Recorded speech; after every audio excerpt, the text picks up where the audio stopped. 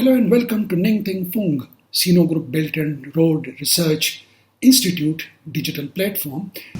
Dear viewers, at a time when the world feels more interconnected and yet more divided than ever before, from the bustling streets of Beijing to the ancient cities of the Middle East, from the vibrant markets of Caracas to the diplomatic halls of Moscow, we are all witnessing a pivotal moment in international relations. The recent crisis in Venezuela, and more pressingly, the escalating tension in the Middle East, are not just regional issues. They are testing the very fabric of global policies, alliances, and the pursuit of peace. Today, I want to delve into how these challenges are shaping China's approach to the world. Specifically, we'll explore why China refrains from engaging in wars, what China is actively doing to support its friends during time of crisis, and what steps China could take to navigate the current global turmoil. I am to provide clarity, context, and a vision for a more stable future, one built on cooperation rather than conflict. Let us begin with a fundamental question. Why does China avoid war? Some might misinterpret this restraint as weakness or cowardice. Nothing could be further from the truth. Aggression is simply not in China's DNA. For centuries, China has prioritized harmony, stability, and self-defense over expansionist conquests. Think about it. Unlike many historical empires that built their legacies on invading distant lands, China focused inward on its vast civilization, fostering innovations in philosophy, science, and governance.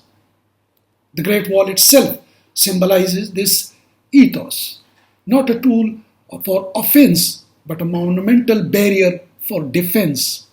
History is replete with examples of China bravery when its sovereignty was threatened. During the Opium Wars in the 19th century, Chinese forces stood valiantly against the mighty British Empire. Despite being outmatched in technology, they fought not for glory but to protect their homeland from colonial exploitation. Fast forward to the 20th century, in World War II, China endured unimaginable hardships during the Japanese invasion. From the Battle of Shanghai in 1937, where China's soldiers held off a superior force for months, to the guerrilla campaigns in the Pacific theater. Millions of Chinese laid down their lives with unparalleled courage. Stories abound of ordinary citizens turning into heroes, farmers wielding makeshift weapons, intellectuals organizing resistance networks. These weren't acts of aggression, they were defenses of the motherland. Even in more recent time, like the border skirmishes with India in 1960s or the defense against Vietnamese incursions in 1979, China has shown its knows how to fight fiercely when necessary. But the key word is necessary. China understands that war brings devastation, not progress. It drains resources, destroys lives, and sows seed of future resentments. In a world where nuclear threats loom and economic interdependence is the norm, rushing into conflict is not bravery, it's recklessness. To fully grasp China's stance, one must examine the broader pattern of global powers in our modern era. The world today is starkly divided between what I call spoilers and competitors. The spoilers are those who wage war, often under the guise of democracy or security, disrupting regions for strategic gains. We all know who they are. Their interventions have left trails of instability from Iraq to Libya and now in the Middle East and beyond.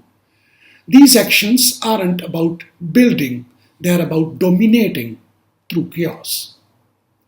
In contrast, China positioned itself as a competitor, a force for constructive rivalry. China envisioned a stable world where development is shared and opportunities are equal for all nations, big or small.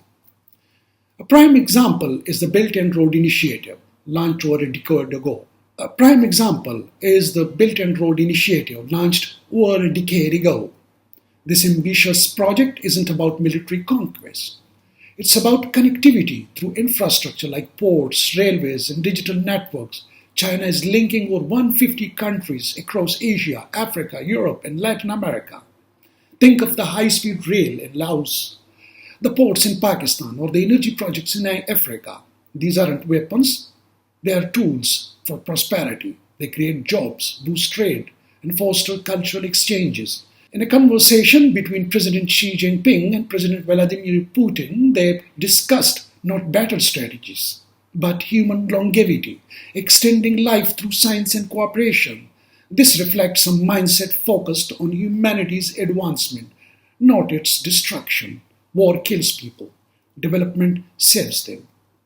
China's diplomatic prowess shines even bigger in conflict resolution. Consider the historic reconciliation between Saudi Arabia and Iran in 2023, brokered by China. For centuries, Shia-Sunni hostilities had fueled proxy wars, sectarian violence, and regional instability. Through patience, behind-the-scenes diplomacy, China brought these rivals to the table, paving the way for normalized relations. This wasn't achieved with threats or sanctions, but with mutual respect and shared interest. Unfortunately, the ongoing US-supported actions in the Middle East, particularly involving Israel, are undermining these fragile gains. Escalations in Gaza, Lebanon, and beyond are not only causing humanitarian catastrophes, but also reversing diplomatic progress, making the region a powder keg once more. Now let's address a critical point. What is China doing for its friends in times of crisis? Nations facing aggressions from Venezuela to those in the Middle East often look to China with expectations.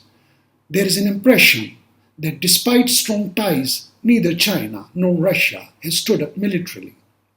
But support isn't always about sending troops.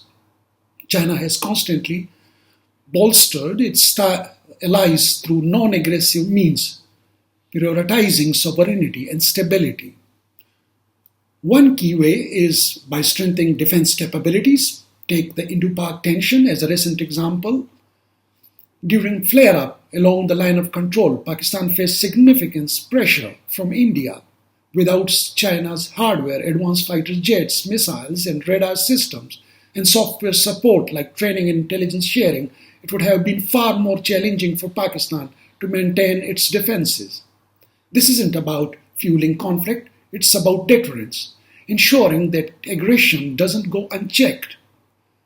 Similarly, in Venezuela, China has provided economic liveliness through loans and investment, helping the country weather US sanctions and internal strife without direct military involvement and interventions. In the current Middle East crisis, China isn't idle. It has ramped up diplomatic pressure on the US and Israel to halt escalation through statements at the United Nations and bilateral talk. China has strongly condemned the violence, calling for ceasefires and respect for international law. Behind the scenes, China supports multilateral forums like the BRICS group to amplify voices from the global south, countering Western dominance. These efforts aim to de-escalate without adding fuel to the fire. After all, if China jumped into every conflict, it would become just another spoiler, perpetuating cycle of war.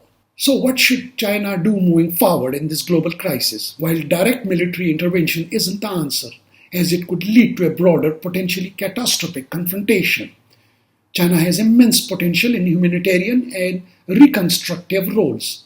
The United Nations aid mechanisms are often bogged down by politics and bureaucracy, leaving gaps in urgent needs. Here, China can step in with robust humanitarian aid. Countries like Iran, Lebanon, Syria, and Palestine are in dire straits. Millions are displaced without food, shelter, or medical care. China, with its vast resources and experience in disaster responses and management, think of its rapid aid from earthquake in Turkey or floods in Pakistan, could deploy emergency supplies, medical teams, and temporary housing. This isn't charity, it's smart diplomacy. By alleviating suffering, China would enhance its soft image globally, earning respect and love in regions where it often misunderstood. Looking ahead, China could lead in post-conflict reconstruction. Once ceasefire hold, devastated areas will need rebuilding: schools, hospitals, roads, and economies. China's expertise in infrastructure, honed through the BRI, positions it perfectly for this. Imagine Chinese firm partnering with local communities to rebuild Gaza or Beirut, not as occupier, but as collaborator. This would provide China with a ground presence to better understand regional dynamics, foster long-time alliances, and promote peace through development. In the strategic echo chamber of global politics, actions like these resonate far louder than missiles. They build trust, reduce dependencies on spoilers, and create a multipolar world where no single power dictates terms. In conclusion, dear audience, China's restraint from war is not weakness, it's wisdom.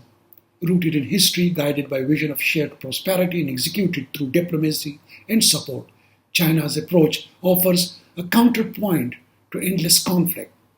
By expanding humanitarian aid and leading construction, China can not only help its friends but also inspire the world toward a more human future.